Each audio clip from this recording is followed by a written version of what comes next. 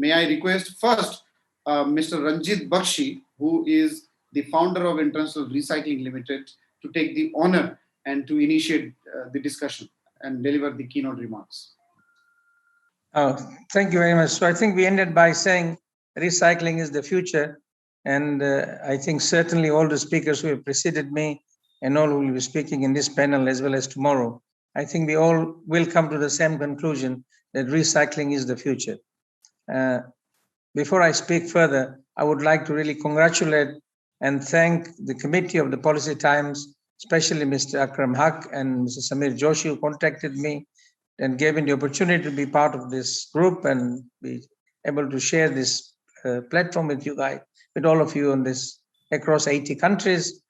I think it's very, very important that we should emphasize more and more the need for these summits. Not only the need for these summits, but the messages out of these summits should be transferred into clearly deliverable plans. What is happening across the world today, we are talking a lot about what is, populist theories, rhetorics. All the world leaders are mentioning what they propose to do, but we really are not able to deliver this. So I think these summits and many more should help us to arrive at a deliverable memorandum of action, which is very, very important if we are going to make any change to this planet. The subject of recycling, as you all know, has already been introduced. And I would like to start by saying that recycling is basically an interconnection of three pillars. The three pillars that I would like to define today is one, environment, second, economy, and third, society. All three of these have got to interact together in harmony if we are going to make any impact on the global environment, helping to reduce CO2 emission and helping to achieve the COP26 or the climate change goals. Recycling basically is a process of collecting, sorting, and processing waste so as to be able to deliver clean, recyclable raw material. Let us be very clear, recycling is a process of converting waste into raw material for the industry. We are really the source of supply for the manufacturers to be able to manufacture the product. So recycling is a very important part in the whole economy. When we launched our Global Recycling Day on the 18th of March, for our first Global Recycling Day, I coined the term seventh resource. The recyclables that we are producing out of recycling is a resource, and I've called it the seventh resource after water, air, oil, gas, coal, and minerals. So we are really playing a very, very important part in the global economy. We are providing a resource for the industries to succeed and the consumer for getting the products that they are demanding for. Globally, recycling industry, probably heard this many times, we are saving close to 1 billion tons of CO2 emission. We are providing employment to over 5 million people and generating close to $500 billion in global GDP. But the question I always ask today, tomorrow, yesterday, and I'll continue asking, why are we not on any global conferences like COP26, in Davos, wherever we are talking about world economy, recycling should be there. All of you who are speaking in this conference, all of you are listening to this conference, are very important players in the bigger scheme of things. And we need to be recognized. We are making a big difference. So I think we are playing a very important part. So once again, thank you for the conference.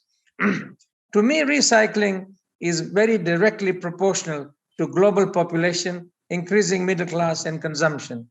As the global population is increasing from 7.2 billion, which was at 4 billion in 1970, doubled in the last 50 years, and now is going to go further to 10 billion by 2050.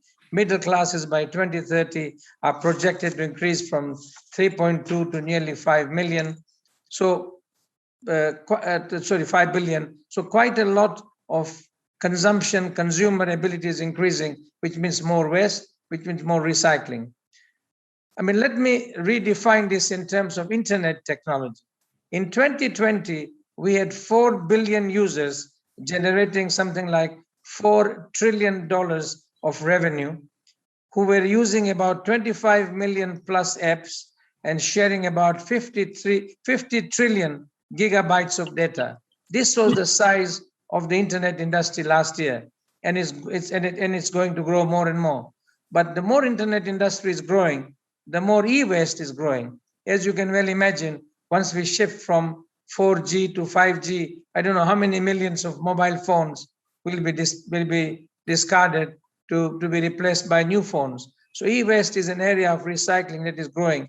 I am not trying to cover on across the spectrum of recycling, paper recycling, ferrous, non-ferrous, plastic. I mean, this is too basic now. We have advanced quite a lot. I really want to share this platform with you people to give you slightly different thinking, different challenges I would like to leave with my fellow panelists, fellow colleagues, and the listeners, because I think the world needs now to move to the next level. I mean, over the last 3 decades, the world has shifted from not using enough of recyclables to now more and more recyclables, or the 7th resource is being used in the manufacturing furnish or manufacturing process of the companies. So my question again to all of people in this panel across the world is, please get your legislators, get your regulators in your countries across the world to try and work more on demanding more and more recyclable content must be integral part of any manufacturing process. Until we help to increase the demand of recyclable, we will not be able to promote the recycling industry. We'll end up dumping the waste back into landfill and using our natural resources, which will be a disaster. So Europe is now working on what we call as green policy, again on the same theme, that we are trying to demand more and more recyclability or recyclable content must be introduced into our processes. Like soft drink companies are now using more and more recycled PET granules, and steel is using a lot of steel scrap. But more and more, all of this have got to do it. Now, when I'm talking like this, I'm going back to what Akram said is circular economy. Historically, we were a linear economy. We were using virgin raw material, processing goods, giving to the consumer who would use it and discard it as waste. But today we have realized that we cannot discard this as waste. If we keep on doing this, we'll probably in the near future will need 2 Earth planets to support us with our raw material requirement. So recycling really has started getting a lot of importance or a central stage as a very important source of raw material. And if we are going to meet the climate change goals, if we are going to meet global targets of reducing waste into the oceans, and we really have to think of recycling. I know we are talking of blue economy and green economy. I haven't touched on the subject because I do understand time is of essence. But I was also going to talk about, to me, blue and green economy are very much interconnected.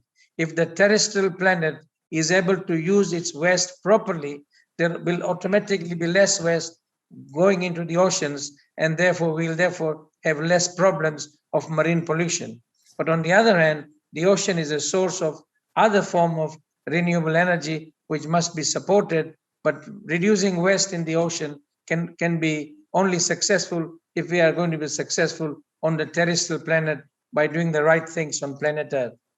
What I really was going to think today is, rather than talking about recycling generally, I've got very eminent listeners and very eminent speakers here. I want to leave a few challenges to my colleagues and to the listeners, that what I think should be the next area of recycling where global focus needs to be put in, not the daily routine material like waste paper or steel scrap and all that. One of the areas I am looking at with a lot of interest is mattress recycling. I strongly believe mattresses which contain a lot of steel coils, textile and timber, the recycling of this has to be increased. Just a simple example. If you take the population of London, we are 9 million. And in London, we will probably have over 4 to 4.5 million mattresses in use in London.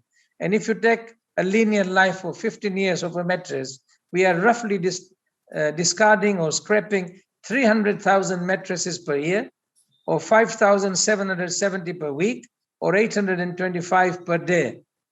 But less than 20% of these mattresses are recycled. This is a story of London. It might as well be the story of New Delhi, Shanghai, Karachi, Palestine, New York, wherever in the world. We all have mattresses, and this sector of the business needs to be taken to the next level. We have done a lot about paper and ferrous and non-ferrous, but this sector needs to grow. Another sector that I think needs to grow in recycling is fashion wear. We really need to consider how can we use textile recycling more and more in a refined way. India is a prime example. Africa is a good example where we have informal or rag pickers doing a lot of textile recycling. I think this industry has to move on to the next platform so we can really provide benefit to our consumers. But the idea is of reducing waste. If we are going to work to zero carbon, we have to reduce the waste. So textile recycling is another area which offers a great future. Similarly, we have got plastic. I mean, I know a colleague of mine, or one of the colleagues is going to speak on plastic, so I won't steal the show from him.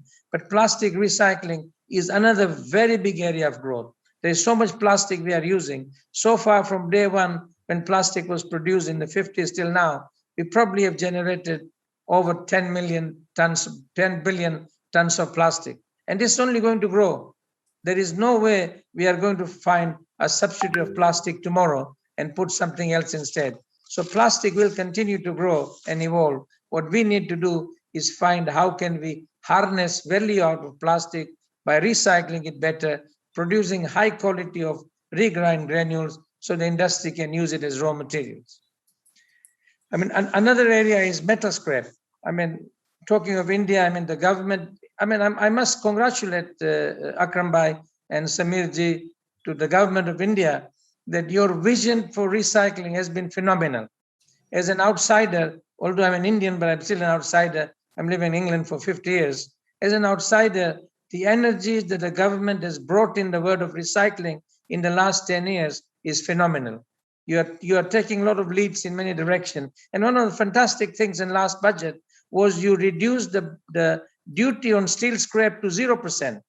And you are trying to promote scrapping of vehicles more than 15 years. Both will help to reduce pollution and both will help us to reuse our steel scrap, which is millions of tons. I mean, India imports over 6 million tons of steel scrap. Why not harness value out of your own steel scrap, which is lying in your backyard? So what India is doing today is an example for many other countries to follow. E-waste is another area which I touched early on. I feel is another area of recycling where I would like to promote more investment and more advancement in technologies used so that we are able to get the rare earth metals out of this, platinum, gold, nickel. Every year we are dumping over 53 million tons of e-waste globally, which I think I was reading somewhere, if you line it up, it comes to a line of 125 kilometers long. So can you imagine that much amount of e-waste is discarded globally every year? Why? I mean, and this is increasing by about 20% in the last 5 years. And the next 5 years, it probably increased by 30% because electronic technology is increasing very rapidly. But only 17% of this e-scrap is being recycled. Why?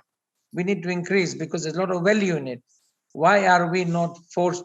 The investors are not looking at this sector. Maybe the governments across the world need to probably incentivize this sector. There should be some benefits given, tax benefits or whatever benefits, so more investment is done so we are able to recover. What is lost by not being recycled e-waste comes to something like $57 billion. China alone is producing something like 10 million tons of waste per year. United States about 6.9, India about 3.2. So these three countries together are producing about 40 million tons of e-waste annually. So we need to do something about e-waste recycling. So this is another statement I want to leave with all my colleagues. Please look at e-waste as another area of growth. And Ranjit sir, if you can conclude in 2 minutes. Would be great. Yeah, and additionally, what I want to say is, where are the opportunities in recycling? So I want to leave another challenge with my speakers, with my panelists and my listeners, is how are we going to recycle the solar panels? We've been using solar panels in this century quite a lot. Soon they will need to be changed. Can we find ways of recycling them? And finally, I just want to say, all of us in some shape or form are decarbonization ambassadors. Decarbonization is another word for me for sustainability. Sustainability means less carbon. Less carbon is decarbonization. Decarbonization is zero carbon economy. So I think we are all decarbonization ambassadors. All we need to do now going forward is become efficient decarbonization ambassadors. And as I come to the end, I just want to mention 2 points. Number one, Africa is a very big continent which is going to be growing rapidly in the next 20, 30 years. Let us look and pledge to make Africa green and not put Africa back into the same old practices that we had. So we need to put a global effort to improve Africa. And finally, I would like to end by quoting Mahatma Gandhi, who said, "Earth provides enough to satisfy everyone's needs, but not every man's greed." So let us think twice in what we are doing, what we are buying, what we are consuming, not to overbuy or overconsume, only to create over waste. Extra waste means extra burden on planet Earth. So let us be wise in what we buy and what we consume. And I would like to end there with the famous words of Mahatma Gandhi and be responsible ambassadors. Thank you very much.